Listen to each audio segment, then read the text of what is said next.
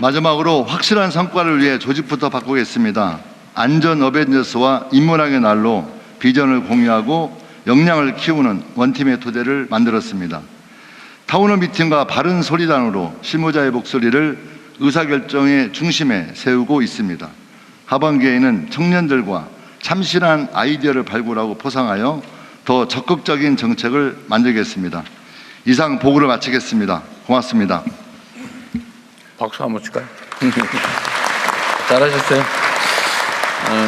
그 다음에 행복청, 새만금청 마저 하고 얘기할까요? 네, 이어서 강주엽 행정중심복합도시 건설청장과 문성현 새만금청장이 차례로 주요 업무를 보고드리겠습니다. 행정중심복합도시 건설청 소관사항을 보고드리겠습니다. 먼저 국가상징구역 조성 계획입니다. 대통령 세종집무실과 국회 세종의사당이 들어서는 일대를 대한민국 행정수도의 위상과 정체성을 담아내는 국가상징구역으로 조성하겠습니다. 두 시설과 함께 시민광장과 역사문화시설을 조성하여 세종을 대한민국의 역사와 민주주의, 미래 비전을 보여주는 대표적인 국가상징 공간으로 만들겠습니다. 현재 마스터 플랜을 마무리 중으로 이달 말 또는 다음 달 초 그 결과를 국민 여러분께 보고드릴 예정입니다. 대통령 세종집무실은 디자인 컨셉에 대해 국민과 전문가 의견을 수렴하였습니다. 현대적 건축미와 한국의 전통미를 조화시키고 탈권위와 국민과의 소통이라는 시대 정신을 잘 담아달라는 의견이 많았습니다. 앞으로 기본 및 실시 설계 과정에서 전문가들의 자문을 받아가며 디자인을 지속적으로 개선하겠습니다. 아울러 2029년 8월 입주에 차질이 없도록 철저히 공정을 관리해 나가겠습니다. 다 했으면 빨리 다음 보고하십시오. 네, 다음 새만금개발청 보고드리겠습니다. 먼저 개발 사업의 속도를 내겠습니다. 공공주도 매립과 조성을 통해서 매립 사업을 신속히 추진하고 자연 노출지는 매립하지 않고 에너지 용지로 활용하겠습니다. 재생에너지 허브로 도약하기 위해서 2040년까지 재생에너지 공급을 확대하고 알리백 산단 지정도 추진하겠습니다. 둘째, 현대차 그룹이 투자를 본격화하겠습니다. 산업용지와 태양광 부지를 제때 공급하고 메가특구 지정을 통해 규제를 완화하겠습니다. 또한 교통과 주거 여건도 개선하겠습니다. 새만금청은 이러한 노력을 통해서 새만금이 첨단 전략산업 거점으로 거듭날 수 있도록 빠른 시일 내에 가시적인 성과를 만들어 가겠습니다. 감사합니다. 네, 수고하셨습니다. 여기 박수 안 쳐주면 소소하겠죠? 네. 우선 제가 몇 가지 체크 좀 해볼게요.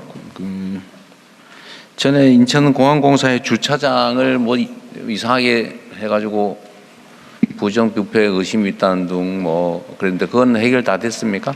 예, 일단 감사를 진행했습니다. 그리고 감사에서 드러난 문제에 대해서 시정 조치를 했고요.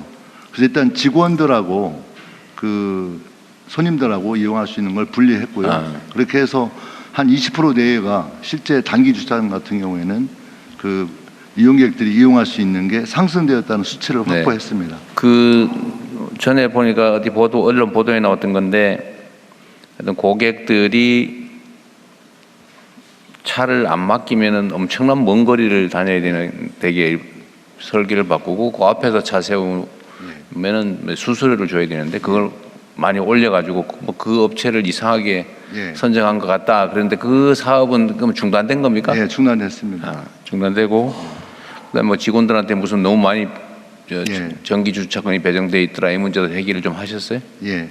다만 좀 어떤 문제가 있는 것보다 더 심각한 건 일을 않는 게 문제였다는 진단을 저희들이 했습니다. 그래서 어떤 문제가 막 구체적으로 악행을 했다기보다는 과거부터 조금씩 그런 직원들 이렇게 혜택을 주는 게 수정 없이 계속 수년간 누적되다 보니까 엄청난 양으로 규결되어 있었던 게 핵심적인 문제로 저희는 봤고요. 그 문제를 확실히 매듭이 지어졌습니다. 그 원래 동네 조그마한 식당을 해도 그 앞에는 고객용으로 주차장 비워놓는 거지. 자기 차 뚝 세워놓고 고객들은 뭐 그 차 사이로 빠져나가게 하면 그 장사가 되겠어요. 기본적인 자세의 문제였던 것 같습니다. 그리고 철도 차량 문제는 어떻게 됐어요? 현재 그 다원시스 문제에 대해서는 저희가 계약을 해지했고요. 그 다음에 이제 문제는 대체 제작을 해야 될 거 아닙니까? 제작을 하는 문제에 대해서 일단 입찰을 붙였는데 1차는 낙찰자하고 저희하고 가격의 갭 차이가 있어가지고 일단 유찰이 되었고요. 2차를 지금 현재 준비하는 과정에 있습니다. 돈 문제, 그러니까 그 절차 문제만 해결되면 제작은 할 수 있는 상황입니까? 예, 맞습니다. 제작 여력은 있어요. 예. 그리고 다만 이제 약간 제작가인 좀 늦어졌으니까 원래 저희가 제때 그 기차를 교체하는 문제가 있었는데요. 그 문제에 대해서는 기차 안전 테스트하고 또 완전히 리모델링 하는 것을 진행해서 실제 기차가 좀 늦게 투입돼도 큰 안전에 상관없이 될 수 있도록 네. 현재 준비를 하고 있습니다. 안전 점검을 잘해. 그러니까 이게 옛날에 쓰던 낡은 차량을 새로운 차량으로 교체하는 사업이었던가 봐요. 그렇죠. 새롭게 투입하는. 새로 투입을 해야 됩니다. 아니. 새로 시작하는 거라면 지연되는 동안은 이용을 못할 텐데 기존 차량을 교체하는 거라면 어쨌든 좀 노후한 차량을 타고 다니야 되니까 위험하다, 불편하다. 그렇죠. 네, 맞습니다. 그 문제는 다 해결할 수 있다고 말이군요. 예. 그리고 그 문제도 저희가 현재 그 보증 회사로부터 현재 일부를 돌려 받았습니다. 네. 그래서 그건 뭐 저기 차질 없이 보험 환수하도록 보증이 하겠습니다. 다 돼 있어서 네. 재정적 손해는 발생하지 않는다. 예. 그래서 다행입니다.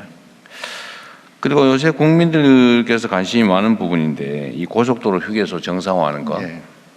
요거는 좀 상황이 어떤지 간략하게. 예. 현재 공공관리회사를 만드는 걸로 현재 원칙을 정했고요. 또 거기에 따른 준비를 진행하고 있습니다. 다만 한 가지 마지막 남은 쟁점은 이 공공관리회사를 독립된 회사로 만들 것인지 아니면 도로공사의 자회사 형태로 만들 것인지의 문제는 현재 청와대하고 협의 중에 있습니다. 그거 잘 고민을 하셔야 되는 게 예를 들면 지금처럼 거쳐서 민간이 운영을 하다 보니까 중간에 뭐 이것저것 떼어먹고 그러다 보니까 무슨 뭐 음식값이 30-40%가 수수료로 다 나가니 살 수가 없다. 그러니까 저품질의 그 비싼 음식을 제공하는 상황이 됐잖아요. 예. 대신에 그 중간 단계를 다 없애는 건 기본적으로 하는데 예. 이걸 너무 이제 그 회사 만들어 가지고 그 사람들한테 운영하라 그러면 이제 관료화 되겠죠. 네. 대충 하고. 근데 그 문제까지 감안을 해서 예를 들면 관리는 최소한으로 공적으로 하되 민간의 경쟁을 시키는 방식도 있을 수 있을 것 같고. 예. 그 설마 일선 서비스 직원을 다 뽑아서 할 건 아니죠? 관리만 할 거죠, 관리만. 저는 서비스 직원도 좀 일부 채용해야 한다고 생각합니다. 그래요. 그러니까 실제 이 공공과 휴게소가- 민간을 경쟁을 시키는 방법도 있죠. 예, 휴게소가 관리를 잘해서 싼 가격으로 공급해야 되지만 실제 공공 차원의 서비스의 질을 높이는 게 상당히 핵심 경쟁을 포인트이기 시키면 때문에. 됩니다. 그러니까 모두 일률적으로는 비교가 안 되는데 예, A 휴게소는 직영, B 휴게소는 위탁, 뭐 이런 식으로 할 수도 있겠죠. 그래서 비교해서 보고 이제 교체할 때 아예 공공 부분을 B로 옮겨서 관리할 수도 있겠고 예, A는 다시 위탁하고. 하여튼 이런 좀 장기적인 계획을 좀 잘 세우면 좋겠어요. 하여튼 경쟁을 알겠습니다. 시켜서 낭비나 부패 없이 좀 제대로 서비스할 수 있게. 예, 어쨌든 국민들의 기대가 매우 큽니다. 예, 어떻게 되나 보고 있어요. 예, 그 다음에 건설 하도급 문제, 불법 하도급 문제는 예, 이게 이제 대형 산업재 사고의 원인이기도 하고 네. 또 부패의 원인이기도 하고 부실공사의 원인이기도 하고 예. 그래서 이거는 법에 정해진 대로 불법 하도급은 아예 진짜 정말 없어야 되는데 허용하는 외에는 예. 좀 실제로 상황은 어떻습니까? 현장 상황은? 실제 이제 그 불법 하도급 문제에 대해서는 여러 가지 제일 중요한 건 현장 활동 강화라고 생각합니다. 그렇습니다. 예. 직접 현장에 가서 확인하는 게 제일 중요한 문제라고 보고 있고요. 그래서 현재 행안부하고 그 인력 문제 현재 그 논의를 하고 있고요. 또 하나는 그 소위 말하는 그 바로 이렇게 돈을 지급하는 직불제, 직불제가 되면 인건비, 뭐 장비 대여료, 건축자재 그러네. 이런 예. 것들은 바로 원청에서 직접 지불하게. 예 직접 지불하게 되면 근데 이 그건 불법 하고 있어요? 하도급이냐 아니 구분이 좀 잘 되는 거죠. 그러니까 예, 그건 현재 지금 차질 없이 진행되고 있습니다. 공공 부분만 해요, 민간 부분도 해요. 민간 부분까지 전체 당연히 그래야 되겠죠. 예, 예.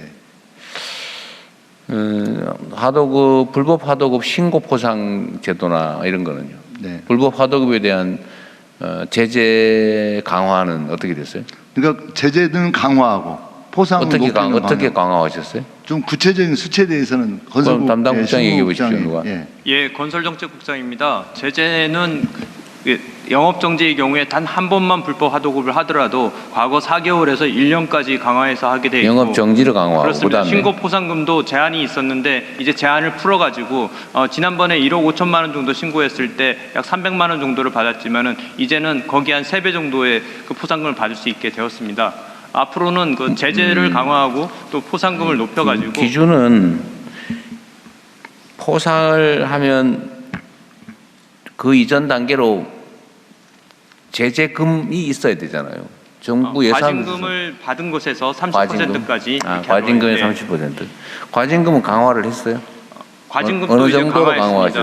강화하셨어요? 구체적인 수치는 확인을 해야 되겠는데 과징금 규모 예를 들면 영업 뭐에 얼마 이런 식으로 하도급으로 인해서 발생하는 것에 30%까지 강화하는 것을 하도급 기본 잡았습니다. 총 불법 하도급 대금 총액의 30%까지 강화하는 30%까지 걸로 과징금을 예, 부과하는 것으로 강화했습니다. 계획 중이에요. 확정됐어요.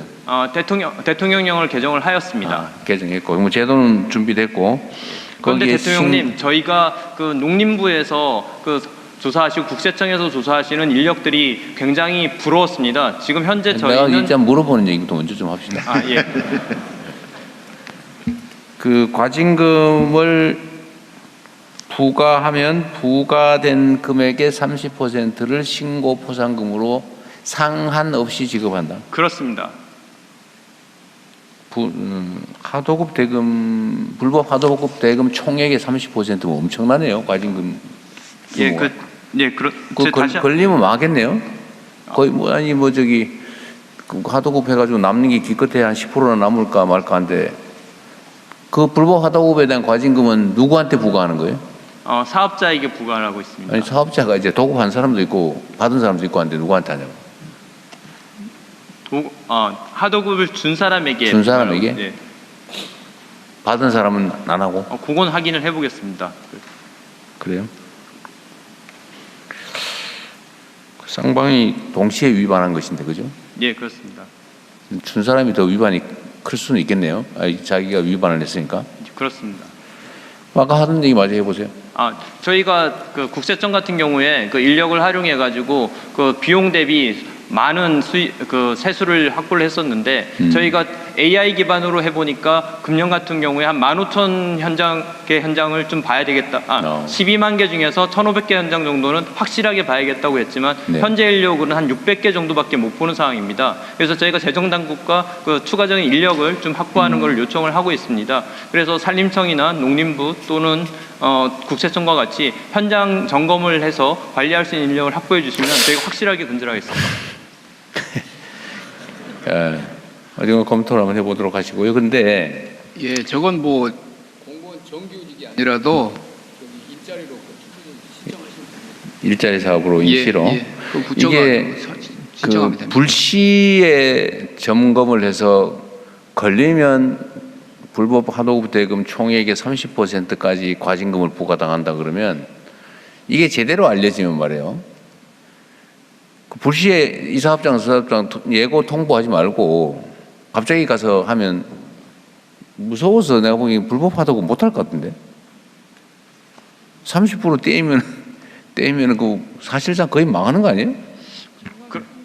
그런데 현재는 그 현장이 12만 개 정도 현장이 있는데 저희의 행정 역량이 연간 저희 국토교통부 600개밖에 못 한다. 그렇습니다.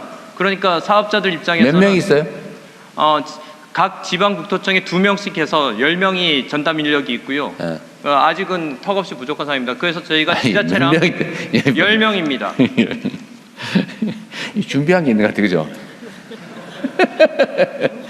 밝거다 해서 예상 문제를 생각해서 답안을 너무 잘 써놨은 것 같아요. 아니 대통령 국토 10명인데 늘리자? 예. 네, 이건 점검을 한번 해보십시오. 이거는 단기적으로는 대규모로 좀 투입을 해가지고 하고 나면 확 줄어들고 그 다음부터는 잘 안 늘어날 것 같아요. 그러니까 전형적으로 이제 부처들이 항상 이제 공무원만 생각하니까 그러는데 그러니까 행정 권한을 가진 공무원의 사실 조력자로서 하면은 5명, 10명은 임시 일자리를 언제든지 할 수 있습니다. 그런 아니 뭐 기간을 기간제 공무원으로 그렇습니다. 임명해도 그렇게 되죠. 해도 되고요. 네. 그래서 유연한 방식으로 네, 그건 연구해서 추천해 하시죠. 네, 장관님 뭐. 현재 국토부에서 현장 실사라든가 이런 것들을 대폭 강화하고 있습니다. 네. 그러니까 이 하도급 문제뿐만이 아니고 사고 문제라든가 이런 거에 대한 대응을 강화하기 위해서 현장 활동을 대폭 강화하고 있다는 전체적인 흐름에 대해서도 좀 네, 인정했으면 알겠습니다. 좋다고 생각합니다. 요새 그 불법 하도급 얘기가 조금 줄어들긴 했어요. 이게 저도 안테나가 꽤 많아가지고 여기저기서 막 이런저런 얘기들이 들어오는데 요새 불법 하도급 얘기는 많이 줄어든 것 같긴 합니다. 이게 체감적으로 좀 줄어든 게 예를 들면 뭐 뭐라 그럽니까? 그 스미싱이라고 그러나? 스팸? 아니 예. 전화 사기? 예. 보이스피싱. 보이스피싱. 예. 그 한글말로 하면 좀 안 돼요, 그거? 하여튼 전화 사기, 통신 사기 이 전화가 많이 줄어든 것 같고. 예, 그 초국가 그 범죄단 만든 지 네, 아니 단속반 확 만든 지 줄어들었고. 확 줄었습니다. 불법 하도급 건설 현장 얘기도 보니까 많이 줄어든 것 같기는 합니다. 어쨌든 성과를 내고 있는 것 같아요. 나중에 한번 이런 것도 국민들한테 좀 알릴 필요가 있거든요. 그냥 우리가 열심히 잘하는 것도 뭐 기본으로 중요한데 정부와 공직자들에 대한 불평 불만이